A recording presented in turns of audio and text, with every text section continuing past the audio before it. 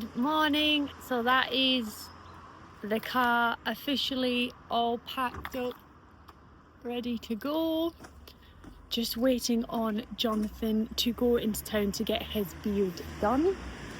And then we're dropping Milo off at our friends to stay for the week, and then it's off to Telford.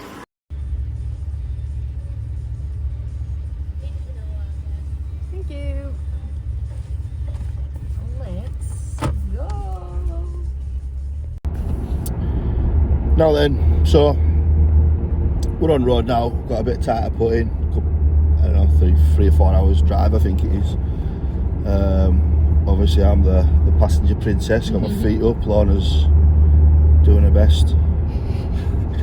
But no, I thought it'd be quite cool to just have a discussion about kind of how this, because it's been a long prep, how it's gone sort of from both sides of more of a relationship angle. You know, lads who are into the bodybuilding will know like how hard and how easy it is at different times, and then people who's got misses or who aren't got misses, you know, kind of can't relate to, and maybe open the eyes of some people who aren't in the bodybuilding world of kind of the strange and stuff that it is. So yeah, so I thought it'd be quite, you know, put a bit of time as well. So we've been in prep. When did we start? You worked it out. So like the 29th of May or something. Started in May, so it has been quite a long time.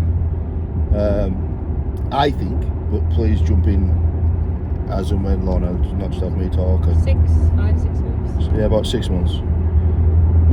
When we first started, obviously it was all so new, so exciting, and everything was just fairly easy, to be honest. It was because we'd pushed food so hard through the off season. It was nice to not be making myself spew, forcing food in and stuff.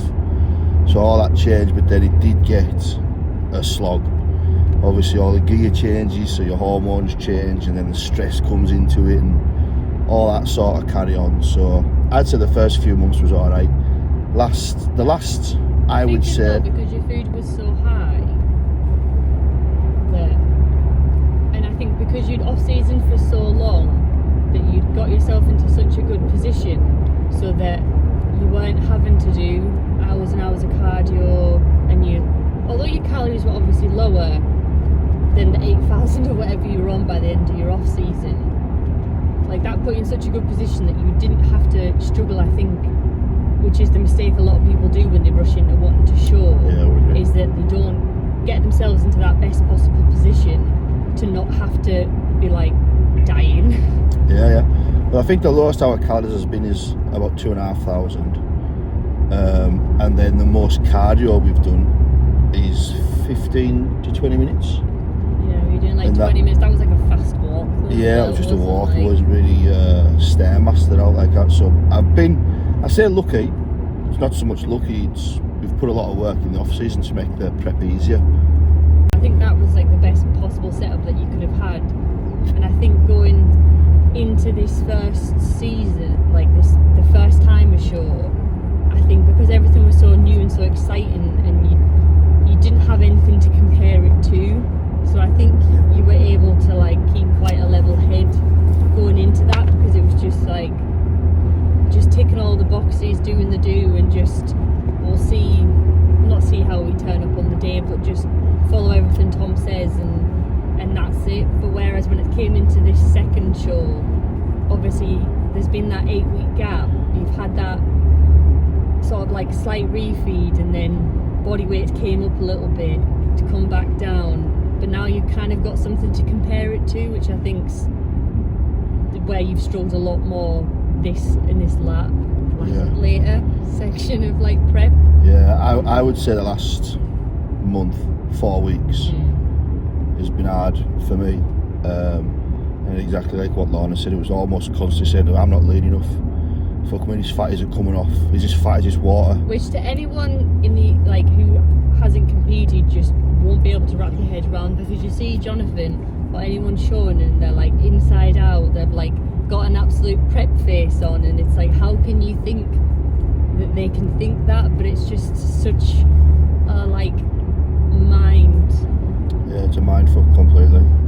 Which, for my benefit, probably Lorna's loss. Having Lorna with me throughout, all of it, to be honest, she's made the full thing easy and enjoyable. But more so when I was struggling this last month, I don't think I would have did it without reassurance and just kind of knowing what to say. Some days just like giving us a kick in the arse, like, you know what I mean? Like, it wasn't always, oh, you know, you're fine. It was like some of it was a bit harder. So I think I would have fucked it off without her. I say that, maybe wouldn't, but yeah. So for me, being in a relationship has definitely been advantageous. Now, Lorna's vision of the last month is probably the polar opposite to that. Because I've got a bit of a temper anyway, so the slightest things I can flip my shit quite easily. And it isn't, I think the benefit to Lorna, who has already prepped and been through it all, knows it isn't a personal outburst. Whatever's said is said in the heat of a moment. And I think you understand that, don't you? Well, if you didn't, she'd have fucked me off a long time ago. Having gone through it, I can understand. I think that's something that's like took a lot of growing in like our own relationship, of just that, like going through this and managing time and everything, and that like where you're hangry and a bit snappy, and I can take things a bit too personally sometimes. Yeah. Of just like that. But I think as well, it's give us a good.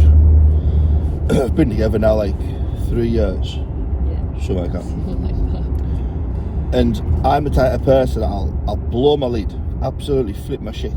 But if you leave me alone for 2 hours, I can completely forget about it.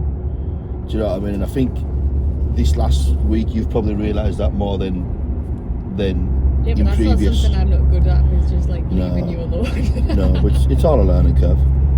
I think one of the biggest pieces of advice going into prepping or showing, I would say, would be that like, one, take the time in that off season. I know it's easier said than done because not everyone's got the time or the finances for it, but I think setting yourself up in the best position and then being as like financially secure as possible going into it, because although I've shown before and I thought like a girl's bikini and things like that were expensive, but Wait till you start buying Tren growth hormone. Going into this like has definitely been, and obviously like it's not just like gear aside, obviously you've got, if you're wanting to have like a decent coach, that's an expense. Obviously your food bill, pushing food up, gym memberships, or if you want to train in different spots to like utilise the best equipment, tan, like obviously you're going into tan and shows and bikinis and makeup and hair and everything, but it's definitely something to consider. But actual bodybuilding, going to the gym, pushing yourself hard, eating clean isn't expensive. Find a gym you like. Clean food's cheaper than shit food. Do you know what I mean? We've got clients who are so surprised the food bill's half the amount and they're eating twice as much food. But it's the when you get into the competitive side, yeah, that's where it does cost money, and you need to. Not a lot of people understand that. Like, you can't really. You could travel to a show and travel home, depending on the federation. So, like, so we do at the minute we're doing PCA. You tan the day before, so you need to pay for your tan, and then you're not going to drive on and come back. So then you pay for an Airbnb or a hotel. Because you're cooking your food, Airbnbs are better. So then you've got your tan, your Airbnb, your top tan, your registration fees, as Lorna says, your bikinis. So it does cost up, and I think that's caught a few people out. I mean, if you're smart about it and you're aware of that, I think just it's not something you can jump into blindly. No, it isn't. But I think as well, it's horses for courses. Like, this is what, again, I've said this a lot. Like, I'm really, really lucky in the position and situation that I'm in. But this is what we both love to do. So if we don't have the kids of a weekend, we'll travel to a different gym, and we both love it. It's not like Lorna's coming because I want to go and to spend time with me. We get to collectively enjoy doing it. Lorna loves going to the gym. Lorna's on plan. She's got her own coach in Dan. So me eating clean food and Lorna eating clean food isn't like, well, she's smashing a pizza in every day and I'm grilling over chicken and rice. You know, we bounce off each other. So, as I say, I'm really lucky to have that in a relationship, which can also catch people out. You know, it really is.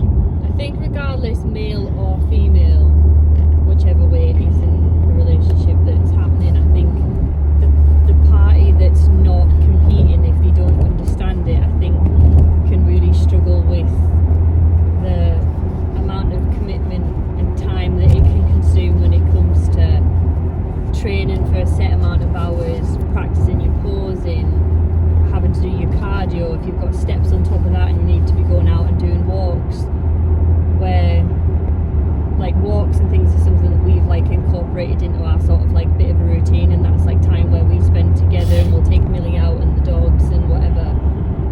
But I think you'll always hear it from the other person who'll like be slightly insecure and be like, are you cheating on me with the amount of time you spend like at the gym? And do you know, again, it's such a fucking weird sport, but as I say, I'm super lucky. Me and Lorna will be at a show and I'll be seeing that bird's glutes or an arse. Look at that arse not last there, and it isn't in any form of sexual way. It's just like you're looking at a body from a competitive side, where if you're not from that kind of world or in among it can be really weird.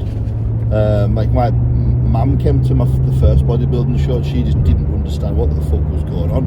There's lads walking about with not now on and getting tanned up and socks on the dicks. It's just such a weird world. So, you know, I've said it a lot in a lot of my videos how lucky I am, and this prep sort of opened my eyes onto what I've got and what I'm thankful for. And I think you have a lot of like time to reflect in prep, and yeah, you do. And I don't like, for me, I'm not typically kind of an emotional person at all.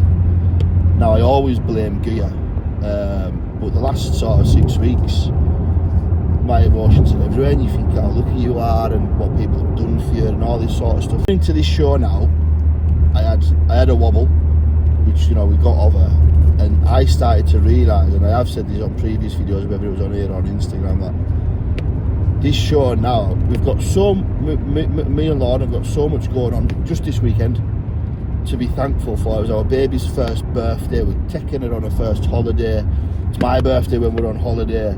There's so much going on, and I've been so blinkered with this show, you kind of forgot about everything else that was like super fucking exciting. Do you know what I mean? Like, so it can take over your life, but you know, a lot of people say there isn't any real balance when it comes to bodybuilding. I don't really necessarily think that's true, but there's times for it.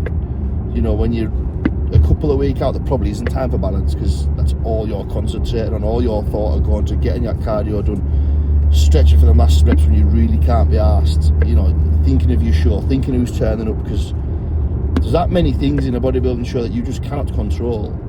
You kind of just need to turn up the best you are and do the best you can up until it. Yeah, it's just managing what you can control and making sure you've given it your all, and you know that you've done everything you can. Yeah, which is, for me, mind-boggling, because I'm super competitive. I don't do anything to kind of turn up. But this show this weekend, there's going to be some fucking brilliant lads. So if my feedback is you look better than the last show 8 weeks ago, I'll take that. Absolutely. Feedback on the last show was we needed more chest. My balance was nice, my condition was good. We needed more chest and delt, I believe, and overall size, obviously, which was nice because coming into the show, that's exactly what both me and Lorna said needed work on for 2026. So it was kind of nice for us to be thinking the same way as them. Now, if you get the same sort of feedback, the conditions, right, we're just doing overall size, that's just time. There's nothing you can do about that. So we'll just fucking put the graft in next year. As much as it can be a strain at times, just managing everything and the little rows and things that we can have over the smallest thing, I think there's a lot of positives to take away from it and a lot of growth that we've had from going through this together. I think on the whole it's been a very positive experience, I'd say. I think so. Make us better. Cool. So we'll take that as a positive sign off before she gets too deep and starts calling us a cunt. Yeah, we'll catch up again soon. We'll be stopped for some more food at some point or stretch the legs. So yeah, see you soon. Now, first stop on the way now. Well, second stop on this. First food stop for about an hour away now. Got loads of time before I can. So I get this 1 o'clock meal in, which is just meat, rice, same as yesterday, but with one bagel again, and a nice cup of tea. Yeah, it's pretty easy to cruise down, to be fair. So as I say, we've got loads of time. We'll probably have another stop for a piece and whatnot, and then go straight for Tan. So we'll see you at Tan probably. And just like that, we're heading in for Tan. Oh, classic bodybuilding shenanigans going down.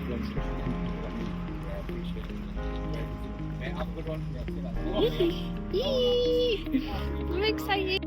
That is that. Base coat's on. Looking golden. Heading back to the Airbnb now. Get some food. Check in with Mr. Hames. I don't know, somewhere over here. Keep going. And then see what the plan is. 5 guys. I think we're going to try and do an in-person check-in with Tom later on today. So we'll see what the feedback is.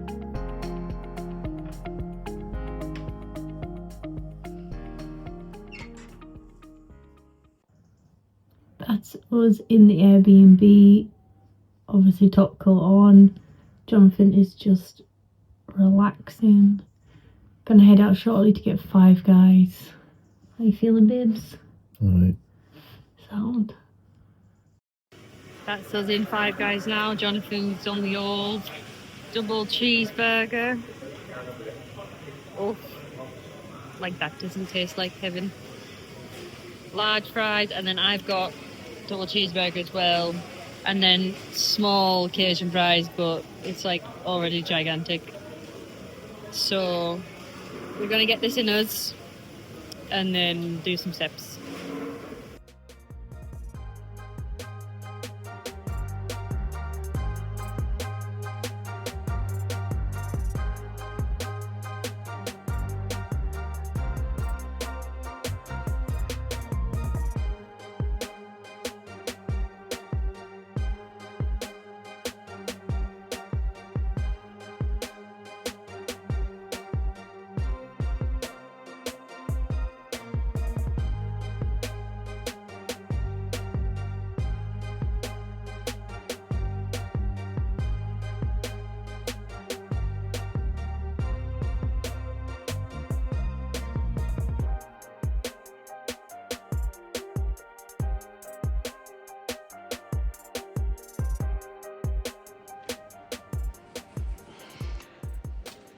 Top coat done. Scranning's first meal of the day, so we've got 100 grams of cooked chicken, 10 grams of chocolate and salt. Gonna go try and find him another coffee and we'll check back in then. So that's me just left Jonathan in the expo. I'm going to try and find a coffee shop to get more coffee and try not get lost, come back. So that's where I'm off. Jonathan's had his first meal, got his top coat in, and just waiting on Tom feeding back as to what to do next with top layer of tan, because Jonathan has to put Dream Tan on to colour all his tattoos, which like can make him look a bit funny because it looks a bit like a statue because it's like a goldy reflectiveness. But we'll see what Tom comes back with. I'll try and find, I think it's going to be a McDonald's because it's only 7 o'clock and nowhere. It seems to open till 8. So I'll head off. Check back in a little bit. What's your number? 105. What we got for free? Can't have too many shakers, let's be honest.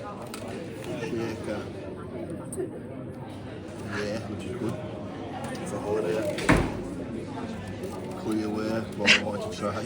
Do you want to try some Clearway? Iced peach tea. Oh. Some loaded it, so that's what we use anyway. Oh, yes. CMP pump and CMP cream and ice, which We've got at home. We gave you one last time. yeah, I like that CMP stuff. So, and we're going to be eating a lot of cream and ice. It's nice to try some good things. The challenge today is to get as much free protein as possible, so we can take it on a holiday. It's a challenge and get as many photos as famous people. Tom's just arrived at the venue and he's looking over Jonathon now. I was going to film like him looking at him, but they've gone into the men's toilets and I can't really go in there, so we'll see what they say when they comes back. Being checked over by the boss man. So we're on chicken. We are putting Dream Tan on. The decision has been made. I'll take the top one. Alright, sorry. Alright. Yeah, so Dream Tan's going to be going on. So Tom's just gone to get a roller from his car, and then Jonathon's going to be getting glazed, bronzed up.